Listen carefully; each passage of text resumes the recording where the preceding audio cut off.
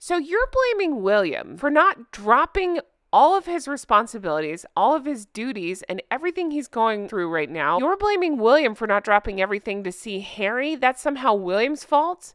And it's William's fault that Harry wrote all of these things. I'm sorry, again, this is the same logic that Harry used in his book, Spare, where he tried to blame William and Catherine for his horrible, you know what I'm talking about, Halloween costume of a certain World War II, you know what. Awfulness. They just will never learn. They will continue to be the same awful people over and over because they keep saying and doing the same things. Hey guys, welcome back to Real Housewives Recaps. I am so glad you're here. We need to have a conversation. You guys, clearly I'm a glutton for punishment because I sat down and I watched this. Prince Harry's Mission, Life, Family, and Invictus Games. And it is a you-know-what show. So let's talk about it. You guys, it should have been called Prince Harry's Mission, Destroy Everything in His Path. Oh, man, this one was a rough watch. Now, I'll tell you some about it. I want to have a conversation. If you watched it, let me know. I don't encourage you to watch it. Why give them the clicks? Just let me take the fall here, and I'll report back and we can talk about it. So yeah, Prince Harry's Mission. I mean, first of all, it aired on Hulu. I do believe there's a free copy on YouTube if you're trying to see it, but I watched it on Hulu. Now, I was wondering why Hulu? What's going on there? Have they been dropped from Netflix? One can only hope. But somebody very clever from the St. Meghan Markle group figured out, the Reddit group figured out, let me see here, it's Aware Impressions, figured out that Good Morning America is on ABC. ABC is owned by Disney. Disney owns Hulu, so that's the connective thread tissue, however you want to say it. I still find it weird that they signed this big deal with Netflix. They can't get their, you know what, together to make anything of quality, so nothing's happening over at Netflix, so they dropped this on Hulu. Who knows? Who cares? Everything they do is shady. Let's keep going. Now, there is a funny blind going around, blind item, where it claims, allegedly, you gotta take this with a grain of salt, that Meghan was begging for, was it free tickets to Disney, after hours tour of Disney, stuff like that, and Disney was like, So I hope that that's the case, and I would find it even funnier if Doofus and Doofess are working with Disney in a roundabout way and still denied, you know, VIP, we're VIPs. Anyway, let's get into this documentary. Can I just say, in one word to sum this up, annoying. This was annoying. And not just because Harry and Meghan are annoying. This whole, I can't call it a documentary because that's not exactly what it is. This ad for Harry and Meghan, this 20-minute ad, it ran for 20 minutes. It was not particularly interesting. I found it, again, annoying. It was mostly GMA footage from that interview with Will Reeve. That seemed to be the brunt of it. I want to hit some lowlights with you. Just an interesting note right off the bat is 20 minutes is this thing. And it's not until 2 minutes left in the documentary. I don't know what else to call it, documentary. So 18 minutes of other stuff. The last 2 minutes, we meet the first and only veteran that they show. And the veteran's name is, I wrote it down, let's see, Peacemaker. And he's from Nigeria. So with Meghan so desperately trying to claim that Nigerian connection, of course, they went that route. But it's more of a statement on, okay, so 20-minute documentary on Invictus, supposedly. And we meet one veteran the whole time. We do see him in the background, but it's just clearly not the focus. But let me tell you why this is annoying. Because the documentary itself just ignores that fact. What do I mean? Well, right off the bat, one of the very first lines of this thing that is said says, make no mistake, they're not the ones taking center stage. Of course, speaking about Harry and Meghan. What are we talking about? All it takes is looking at any of these photos to say, that's not the case. They absolutely are. Again, if they weren't the ones taking center stage, why wouldn't we hear more about the veterans? again, right off the bat, Harry says, these guys are the stars of the show. I wish Jay was here to do the voice. These guys are the stars of the show. No, they are not. You and Meghan have made this all about yourselves. This is the last, in my opinion, this is the last thing that they have, that they're associated with, that they try to work. So it's an ongoing thing that I believe, in my opinion, Meghan tries to clap back, if you will, to the press. Harry does it too. To me, it's especially Meghan. When they read a negative story, something usually, they try to work it back out with a publicity stunt. From the parking lot walks that we see, it's usually a parking lot walk or whatever it is. That's what this felt like to me. This was a clap back to the press and to all of us who are talking about this, because they immediately try to go on the defensive and say, no, we're not making it about us. We're not the ones taking center stage. Quite literally throughout, these are the kind of pictures we're getting. Look in the center of your screen and tell me that they're not trying to take center stage. So it's a case of 20 minutes of saying these things with nothing to back it up. We're just supposed to believe it. So let's keep going. All right. So Harold of Harold and Fraud says, it's my annual fix to be amongst this community. Oh yeah, Harold? Here's an idea. Why didn't you, in your Instagram loving bee wife, I always have to think that out, ILBW. If you don't know, that's from the South Park episode, of course. Why didn't you guys fly commercial and, I don't know, give the money that you would have spent on that private plane to the veterans then, if it means so much to you? If you're not trying to be the center of the show, the stars of the show. It's just rewriting history all over. And again, that's where I'm going with that clapping back to the press. There's so many people, there's like voiceovers, there's people being interviewed. And it goes into how hard it was for Harry to walk away from the military. Again, not citing that it's because of his and Meghan's actions that they had to walk away, and that that it's all come down to this. No, they are the perpetual victims.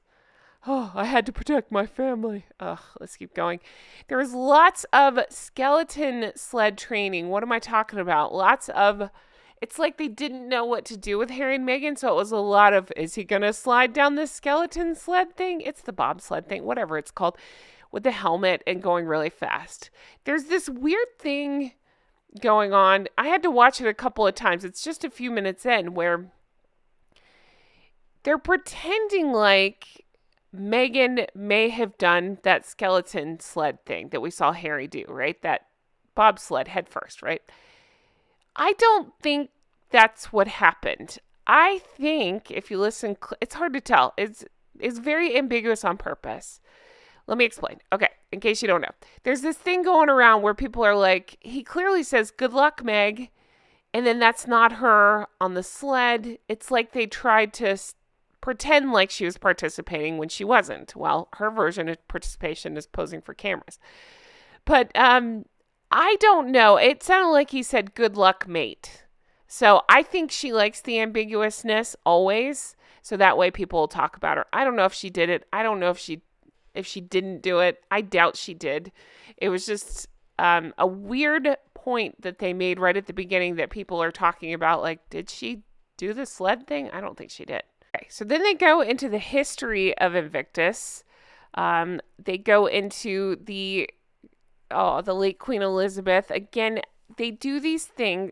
This is where I got annoyed. This is where annoyed comes in.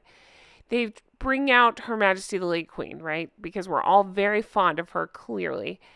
And they try to get us to feel something for Harry because they're showing his interaction with Her Majesty the late Queen.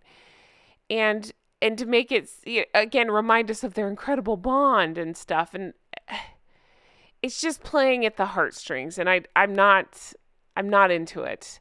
It's again telling us we're not making it about themselves while making it about themselves, clearly. Then I got annoyed because we had old Robert Jobson coming on the screen a whole bunch, and if you're like, hey Jen, who's Robert Jobson? Wrote Our King. We read excerpts of it last year. It came out 2023, so you can go back and see my videos on that if you're interested. The book was good. His interviews were not. He appears to have done, he didn't fully come out in support of Harry, but he was pretty supportive of Harry. I'm not here for that. But here's the annoying part with this. So he's Robert Jobson again giving, kind of talking over giving Harry's military history, and then calls it an advocating when Harry left, and says that William was surprised by what a success Harry was with Invictus. I mean, I love Prince William. I hate this narrative. It's more of the Harry and Meghan show. We're just going to rewrite history. We're going to pretend like William is threatened by Harold. It's just more of feeding their egos and pushing this narrative. I felt like there were several points where they jabbed at William while mostly making it about themselves. That's what they love to do. So I'm just not here for that. I could go on and on. It's just obnoxious, honestly. But 6 minutes into this thing, we're talking about how Harry is no longer part of the royal family. He has stepped back.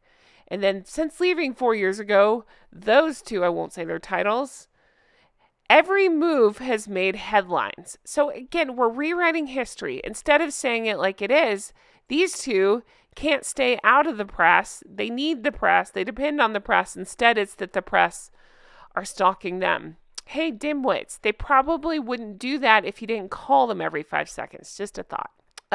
They went into giving Harry a pat on the back for winning the phone hacking case against the Mirror Group. You guys, I can't even with this bullshit. Okay. We've talked about this. Yes, he technically won, but is it a victory? It's more of a settling, and then turns out allegedly he's going to be way out of pocket for the lawyer expenses. His idea is just to sue and hope to silence all of his critics while he goes around criticizing everybody. It's absolutely ridiculous and hypocrisy at its finest. Then they claim that Harry is on a, quote, mission to attack historical wrongdoing. So think about what that says right there. Again, it's like bringing up all of this stuff, but changing the verbiage a little bit to sound a little bit less like he's attacking the royal family. But that's what he's doing. On a mission to attack historical wrongdoing. Okay. Harry's going to save us all. Remember, didn't he say something like he was also going to save journalism? That guy, he can't think his way out of a wet paper bag. They talk about how the couple rarely returns to the UK. Wonder why that is. Is it because Harry's useless and because Meghan isn't welcome? Well, neither of them are welcome because they're both disrespectful cows. Could have something to do with that. Then Robert Jobson goes in to talk about the king and how this is where, again, annoying. Robert Jobson says that the king hasn't had the opportunity to forge the relationship with his grandchildren. Some might say he should have made more of an effort and reached out. So think about that. This is Harry and Meghan repainting this whole thing, saying it's the king's fault that he hasn't reached out, not theirs. They didn't do anything wrong. They haven't had any responsibility in this whole thing. It's all the king's fault. They're always the victims. Harry was just there, as we know. They talk about that too. We'll get into that. He didn't bring the kids with him. Whose fault? Is that the king's fault too? Okay. Let's see here. We go into how King Charles spends time with George, Charlotte, and Louis. I just thought it was inappropriate to even bring up the children's name. They talked about William. They talked about Catherine and her abdominal surgery. No new news, but just talking about it. And then they named the kids at the 8-minute mark. And I just think it's not the place.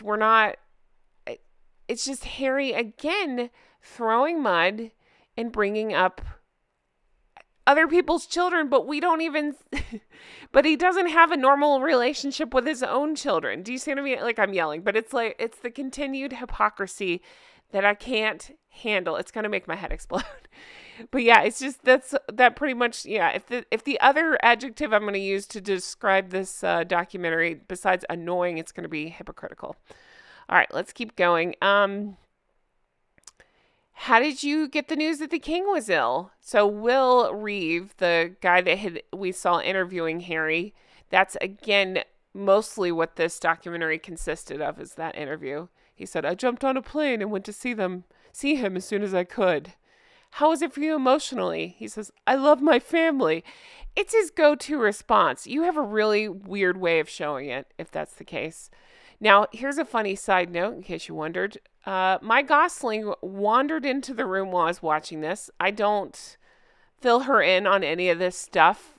She doesn't need to know about all this stuff. She just loves Queen Elizabeth. So we talk about Queen Elizabeth and like Princess Charlotte stuff. But anyway, she heard Harry speaking, and without hesitating, she said she doesn't know who he is. She said, that guy sounds like Donkey Kong.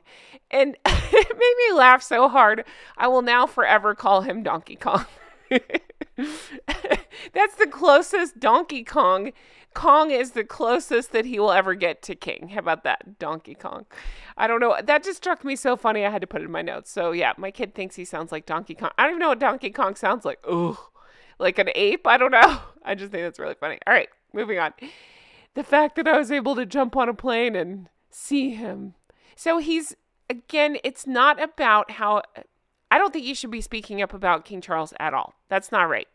But when he does, it's not about how the king is doing. It's about how Harry handled the visit, how Harry did this. He wants a pat on the back for going to see his dad. Harry sucks.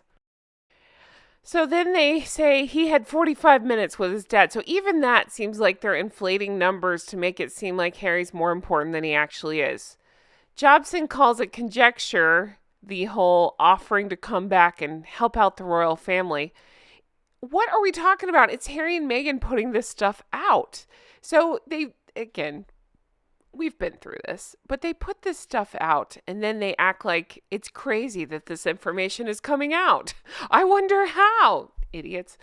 All right, the documentary, this is where it gets weird, even weirder. It skates by the whole Oprah interview. They don't even talk about that. And instead says that the relationship between Harry and Meghan became rocky ever since Harry released his memoir, Spare. And then that they followed it up with the documentary. So again, are we scared of Oprah? Is that what it is? Are they kissing Oprah's ass? I'm guessing it's all tied to that.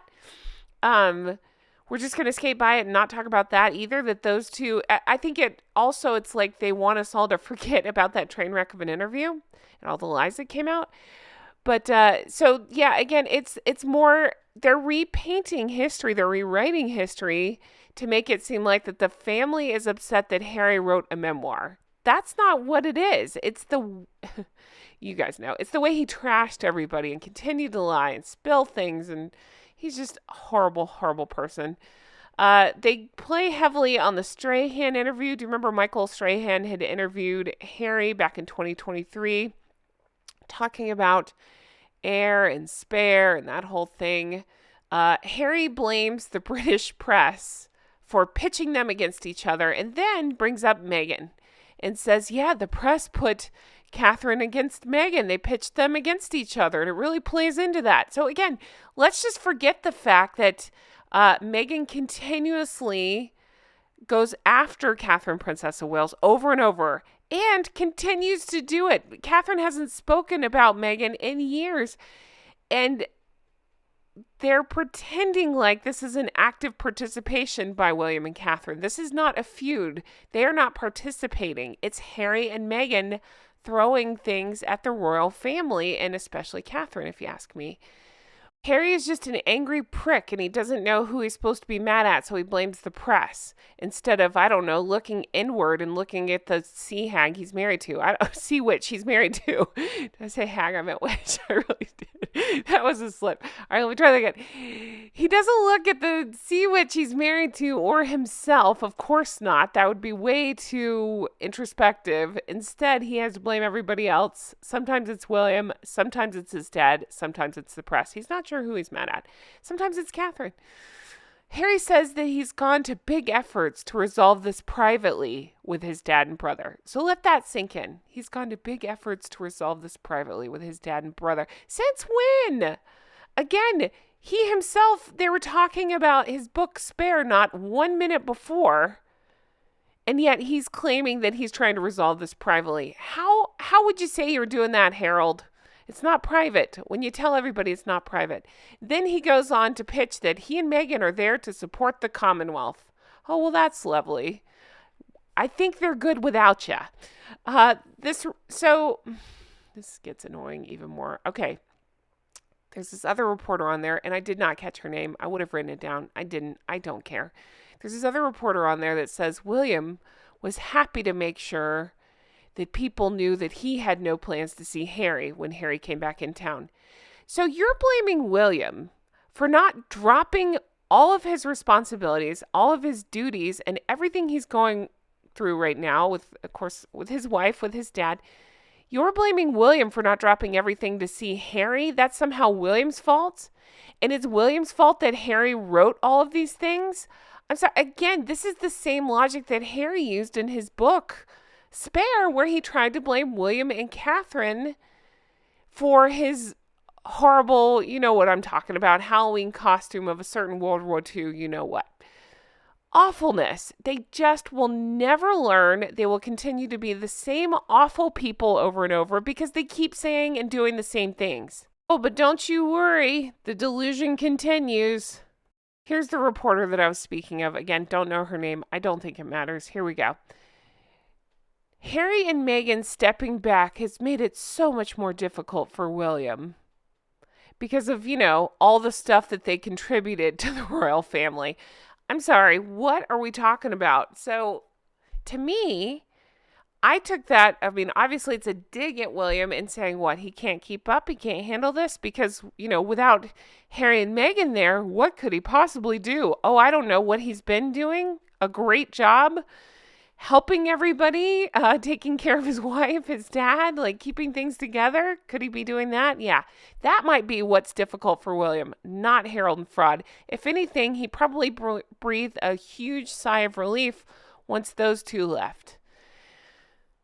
Continuing on. So them no longer doing royal duties apparently, allegedly added more pressure on William and his family. And I'm thinking, really? They were there for like 12 minutes and did like 4 things. What are we talking about?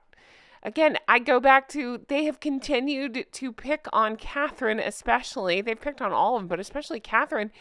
So if anything, those two going away just helps William. What are they on? Do you feel American, Harry? I don't know how I feel. And he talks about possibly becoming a citizen, pretending like he's considerate. I'm calling BS on that. I don't know who he's trying to suck up to. I guess the Americans. Who knows? There's no way because he'd have to give up the titles. And they have no other ways to make any money whatsoever. They ask him about what's Harry like as a dad. And then he gives that bullshit answer about it's classified. Could that be a code for, I don't know, I'm never with the kids, because that's how I took it. He says the kids are doing great. They're growing up fast. Just these generic answers that he and Meghan tend to do. How are the kids? They're little. Okay, that tells us a lot. How are your kids? They have a great sense of humor. Oh, okay. At 4 years old or something? Great sense of humor? Sure. I said this before, but I stand by it. When you say somebody has a great sense of humor, it just reads like you don't actually know them. It's just a nice thing to say about somebody you don't know as well. Like, oh, did you enjoy your date with so-and-so? Yeah, they had a great sense of humor. Okay, can you tell me any more? No, they had a good sense of humor. All right, that tells me a lot. But he says he's grateful to be a dad. Okay. It really seems like it, by leaving your kids every 5 seconds. Yeah, it definitely seems like it. How was Jamaica? How's Whistler? How's all of it? How's it growing up not knowing any of your family? Ask your kids about that. Desire to be involved in helping people. Life of service. That's how this thing wraps up. And then they go into them playing sports. And then, I'm not kidding, 2 minutes left of this thing. We finally get to see up close a veteran. It's this man from Nigeria. He's called the Peacemaker. And again, I say, of course, they went with Nigeria. Meghan is so desperate to spin this Nigeria narrative. Anybody else? I could talk for 14 hours about how weird that is, by the way. I saw the funniest memes as well that were like, going on once she was in Canada that she was 43% Canadian. Like she just latches on to anything that will get her attention. And for now it's Nigeria. I'm sure it'll change. What about Malta? Wasn't that a thing for a while? All right, but he says that it gives them purpose. Talking about the veterans, Invictus gives them purpose and something to train for. And Harry gets emotional about it. And I call bullshit on the whole thing because, again, if this was something important to him, he would have taken a step back. He would have... I find the whole thing disgusting. The fashion show parades, the security everywhere, the private jets, the making it about themselves while pretending to be like, I don't know, there for good cause. We see... I think of Princess Anne a lot because I just love her so much. Princess Royal, I love her so much. And I've been doing more and more research on her. I want to see if I can find a good book on her. If anybody has one to recommend, leave it in the comments. I would like to cover a book on her if you guys are interested. Let me know that too. Okay. But I think of Princess Anne because what I've learned of her is she knows when to lend her name to things to try to get attention to charitable causes. But I also learned she likes to help out anonymously sometimes so the focus doesn't become about her. And I love that because that tells me that her heart is in the right place. She's there to bring awareness to the cause, not, look at me, I'm helping a cause. She's not that person. And I love that. And that's the kind of person I think a lot of us strive to be. And it's just not ever going to be Harry and Meghan. And again, I go back to Harry specifically. I just got the vibe in his book Spare. He specifically targeted Princess Anne a little bit and trying to cut down on the amount of work, like trying to take away some of the credit for the work that she's done and how hardworking she is.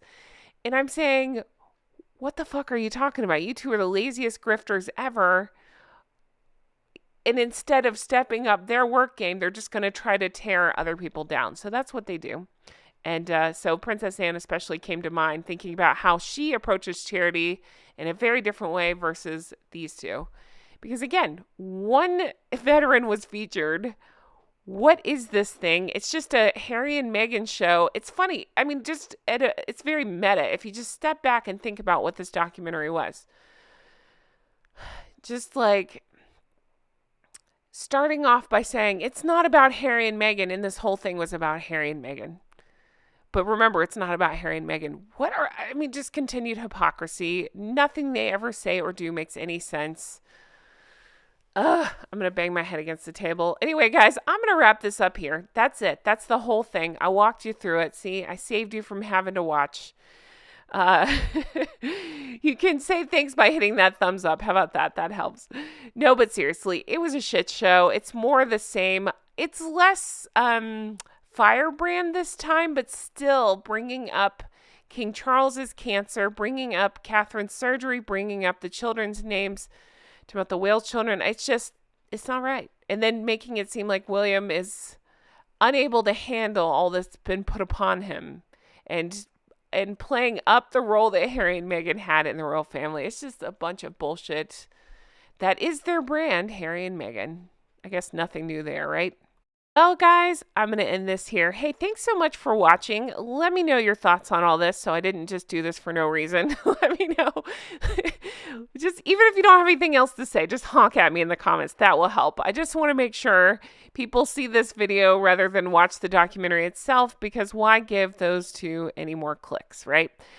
But as always, thank you so much for being here. You know it means the whole wide world to me, and I really do appreciate it. And I have so much more stuff coming out, so check back lots. I'm recording with the Sidley twins this week. I'm excited for that. That should be out very soon. What else? Just lots going on. I'm excited. Thank you guys, as always. As more ridiculous things about Hank and Skank comes out, I'll talk about it. If you want to further support the show, there's tons of ways to do it. Just hitting the thumbs up and watching this helps. Checking out my merch, like Caffeinated and Feisty. I think that describes me today as well. Recollections may vary. I have all that stuff, as well as a Patreon. Patreon.com/Real Housewives Recaps. That's where you can become an executive producer and get access to my bonus videos As always, thank you guys for everything. I truly hope you have the best day. I'll talk to you again soon. Bye-bye.